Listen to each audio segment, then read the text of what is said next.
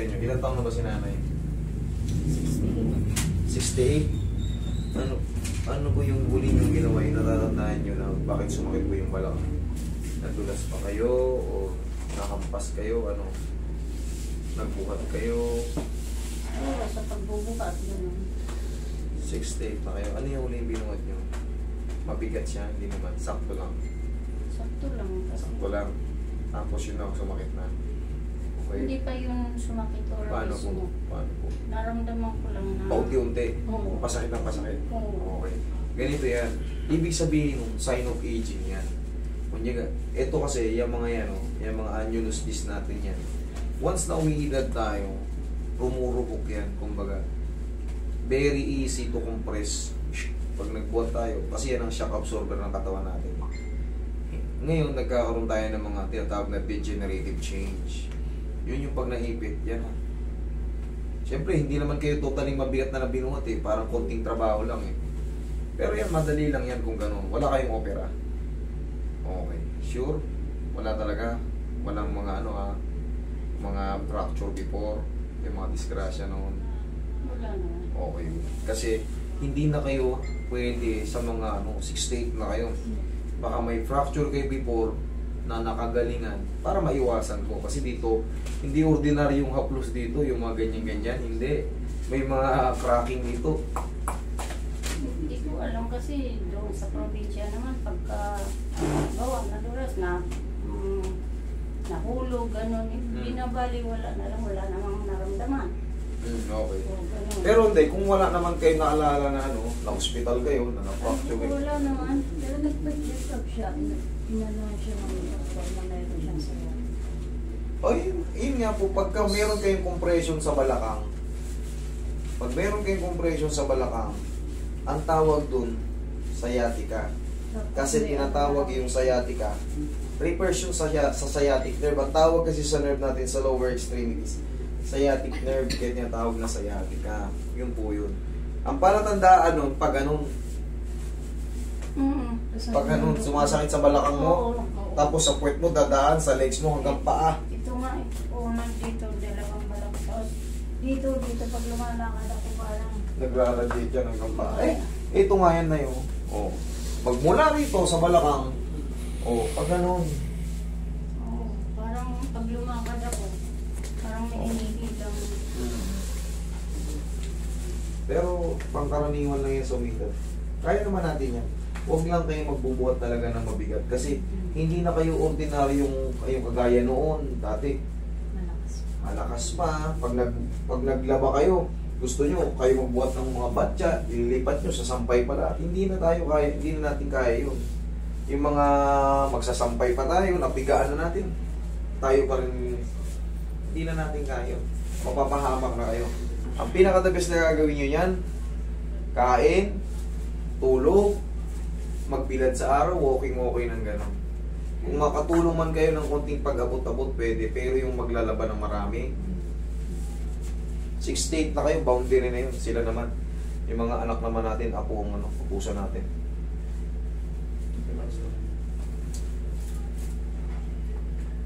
Kasi uulit lang yan. Kaya kong ayusin yan, pero uulit yan. Uulit yan. Sira na yung disc natin, hindi na yun bumabat. Kung dating ganito kakapal yung disc natin, pag nasira yan, gumanito, hindi na yun babalik lang kahit maghilom. Hindi manipis na yung paghilom niya. Kaya mas mabilis na siya ulit masaktan.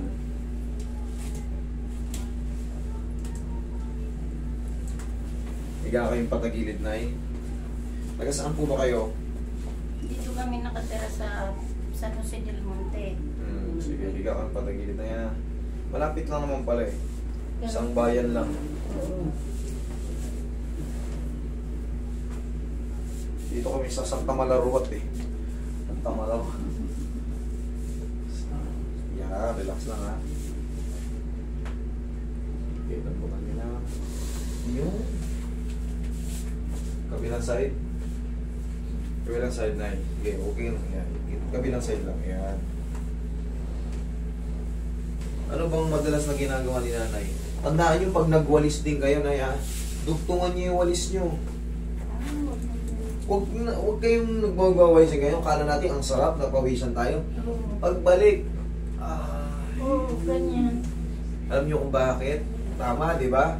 Oo, ganyan. Alam niyo kung bakit? Siyempre, umiidad na nga tayo. Once na may compression tayo sa disc, as ang tagal natin nakayukong pa ganyan, pagbalik natin nga, siyempre umiidad tayo. Pangkaraniwan yun. So, addict tayo sa pagwawalis.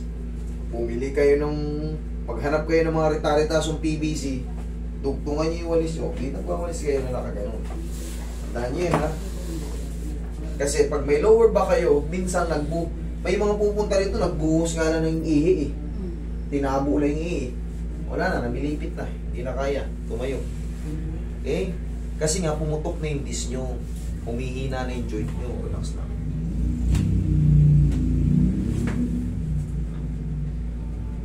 Gets nyo na. O, tihaya. Baka doon kayo nadadali sa pagwawalis.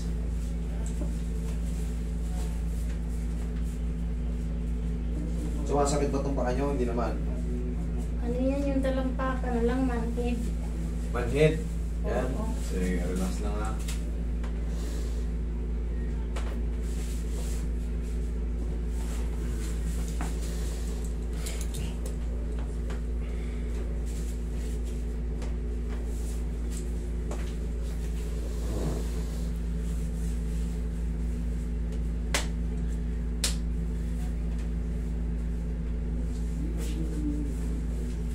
Marami naman mga rita-ritasong PVC. Para kayong Metroid sa loob ng bahay. Mahaba yung walis. Pero yun ang the best kasi. Meron kasing tayong nakakaugalian sa umaga. Diba, sarap magwalis, tapos sisilaban natin. Kahit may mga bagong sampay. So, yung Dapat. palagi nag-aalaga ng baboy. Dati, kayang-kaya natin yun. Kahit magpakain lang tayo ng baboy, yun, sakit na sa balakang eh. Pag ano ka lang ng tubig, tapos yung mga pagkain nila, yung mga feeds, balik-balik ang yuko nyo nun. Balik-balik.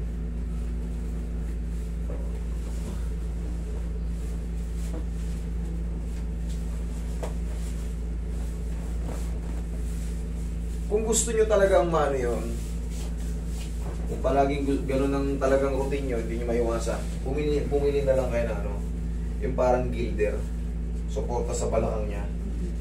Para kahit pa paano, pag yumuyuko siya, hindi na perfect na yukong-yuko. Para limitado lang. O kung pagpapakain siya ng baboy, mami, kunti-kunti lang, no? Di baling bumalik-balik kayo. Huwag lang yung sobrang bigat kagad, baka mamaya nagbubuhat pa kayo ng yung mga sako-sako, yung 25 kilos o yung mga 15 kilos na, no? Tsaka timba-timba, binubuhat nyo. Papainumin nyo yung baboy. Hindi kayo pwede sa ganun. Mapipilay kayo.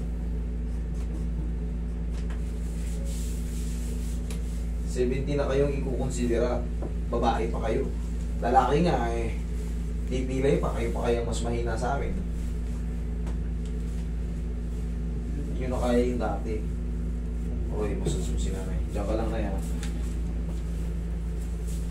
Saka master console yung paano dito. Ang palang masakit. Iwas-iwas lang tayo sa kaya dihaya kayo.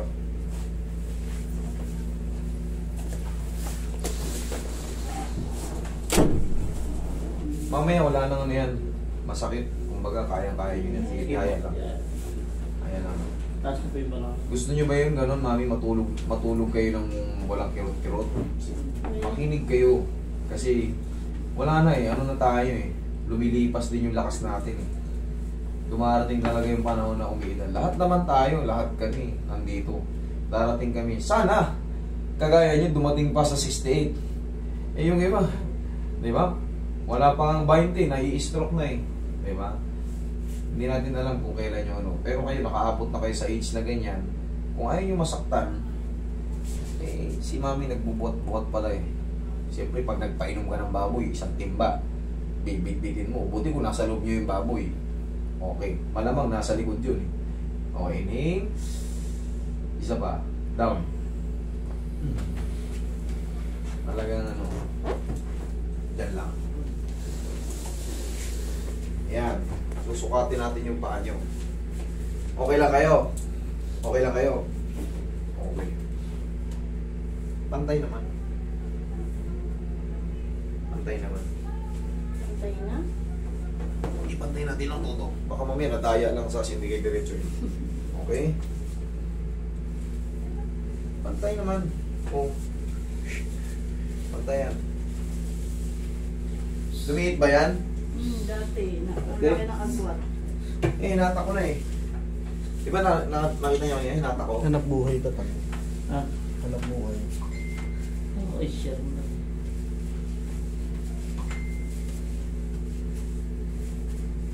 Saan yung battery? Kunin ko akin. Nagsa-short screen, no?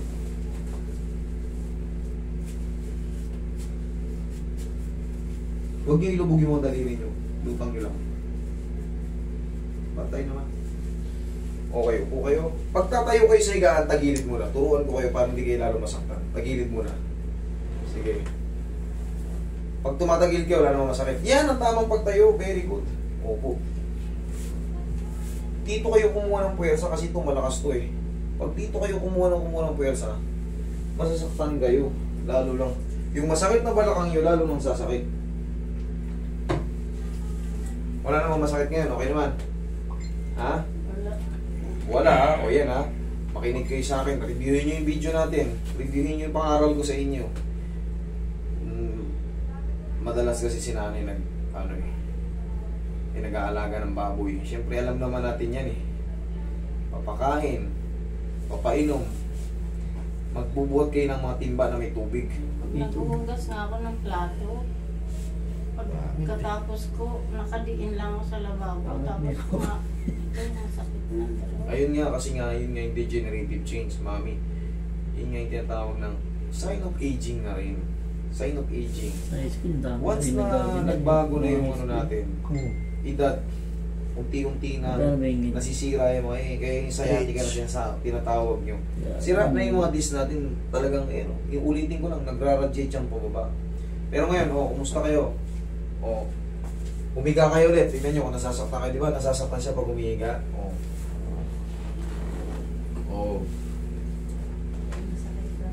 Wala. Tayo. Walang aray. Kala nyo, ubra kayo sa akin ha. Kaya nito, makinig kayo sa akin. Kahit kung sakaling, siyempre, hindi kayo maawat. Yun ang vision nyo eh. Bumili na lang kayo ng kahit yung mga timbang maliit, yung kaya nyo lang. Kasi alam ko yun ang vision nyo eh. Baka kasi pag inalis nyo ng tuluyan, malungkot naman kayo eh. Yun nga na, lalo lang akong nai-stress din dahil wala akong napapagkalibangan. Yun nga eh. Hindi ko kayo mismong tinatanggal doon. Bumili kayo ng timbang maliit. Di baling pabalik-balik kayo mabagal. Hindi naman yan mamamatay na maliit ka ng 5 minuto yung baboy. Talagang mamamatay naman yung kakainin natin yan eh. Pero yung pupuwersa inyo yung katawan nyo, kayo ang may pipirwisyo. Di baling magutom ng 10 minuto yan. Ang mahalaga, nagawa nyo yung duty nyo sa kanila. Bumili kayo ng timbang maliit. Tapos, kung may hose kayo mahaba, mas maganda pa. Pahatak nyo sa apo nyo. Ay, atake mo to. Dalhin ko ron. Yun ang pinaka-the-best. Merong hose na magaan. Yung kulay blue. Yung kumaano siya. Umiimpis. Yun. Merong ganon. Napakagaan na nun. Di sprayan mo yung baboy. Meron na lang ron. Okay? Tapos mag-enjoy kayo kung ano yun. Basta i-reduce nyo lang. Sabi ko nga, dadayain nyo pati walis. Ang hilig nyo magwalis. Umiidad na nga tayo pagbalik nyo. O ngayon, yan nakakilos kayo. Bumili kayo ng pau. Ganun-ganun ninyo, ha? Okay, thank you.